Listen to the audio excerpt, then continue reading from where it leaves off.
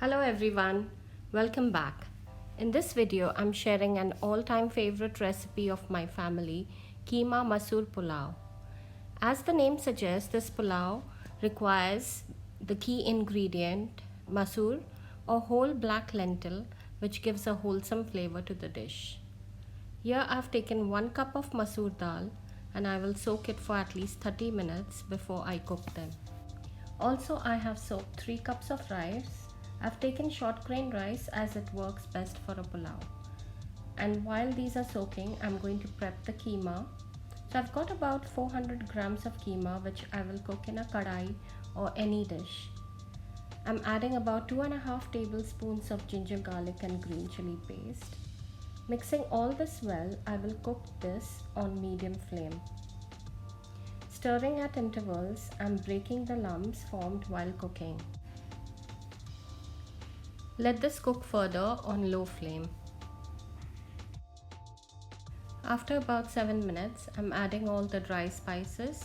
So salt, 1 tablespoon red chili powder, 1.5 tablespoon coriander powder, half teaspoon turmeric powder, giving it a good mix and letting it cook further.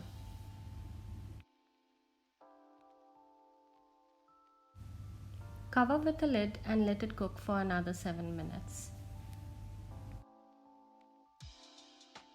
Time to check on the mince. Mixing all of this well. Add a dash of water between intervals if you find your mince is getting dry. This filling is so versatile that you can use it for any naan sandwich or samosas or bede wali roti.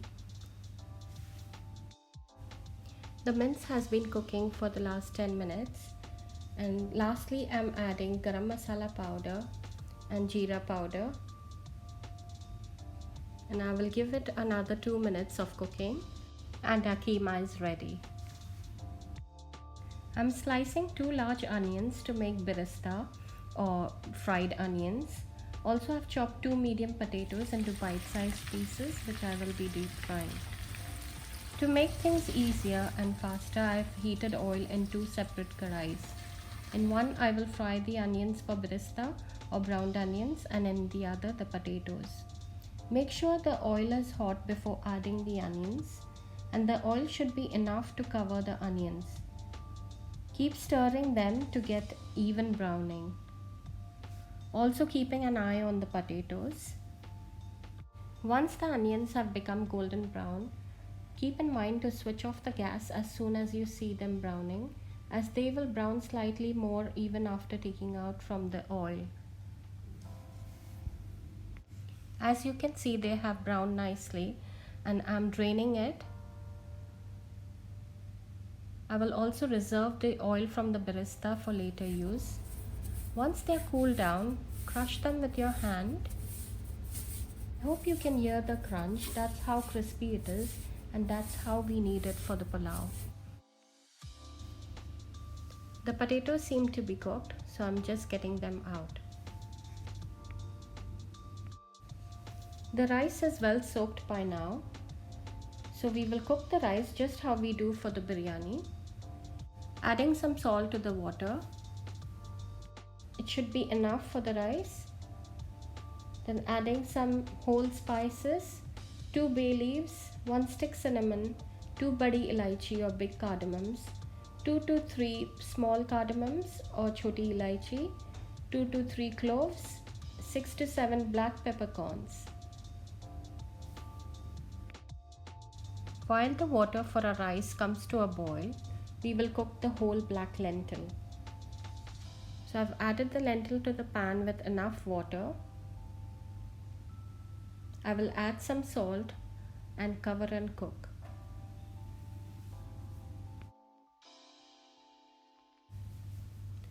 The water has come to a rolling boil. Now I will add the rice to the water and let it cook for about 5 to 7 minutes. The rice needs to be partially cooked as the rest of the cooking will be done with the meat and the dal in the pulao.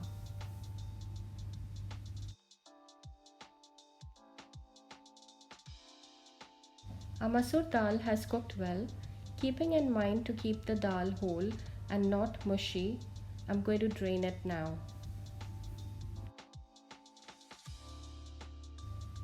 The rice has been boiling for the past 7 minutes. As I said earlier, the rice needs to be partially cooked only. So I'm not going to cook further. I will drain it because the rest of the cooking will be done with the pulao. So ingredients to be mixed into the meat are ready. So that's half cup of yogurt, fried potatoes, 1 large tomato chopped, birista, cooked dal,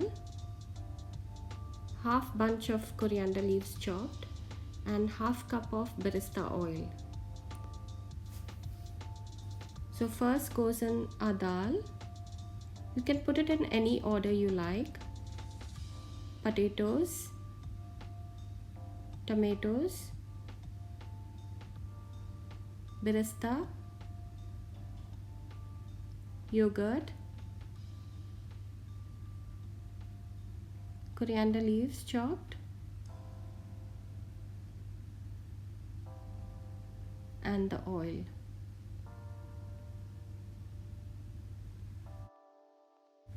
Give all of these a very good mix so that the meat gets coated with all these wonderful ingredients.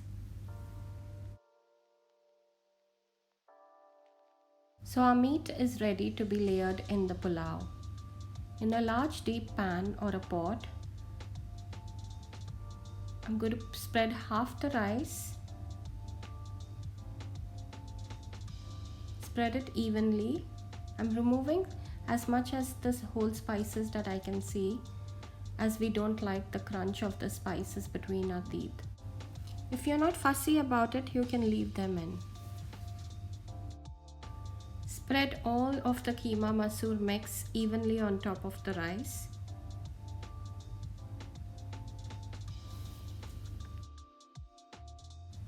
I have to admit that I realized that my pot is a little smaller, but surely take a deeper and larger pot to layer your rice and Kheema. Finally, spread the rest of the rice evenly on top. If you wish, you can add some yellow or orange food color on top, but we like it just like that. Finally, I will cover with a lid and cook on medium to low flame for at least 15 minutes. As you can see, I have put a heavy utensil on top as I don't want any steam to escape from the edges of the dish. After 15 minutes, I'm checking on the pulao and it's done. I hope you can see the steam coming out, and that's an indication that our dish is done. The aroma coming from it is so appetizing, and I can't wait to serve this and eat it too.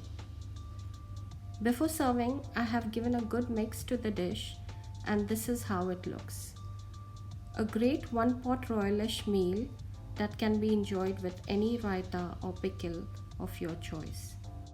Hope you will make this and enjoy it.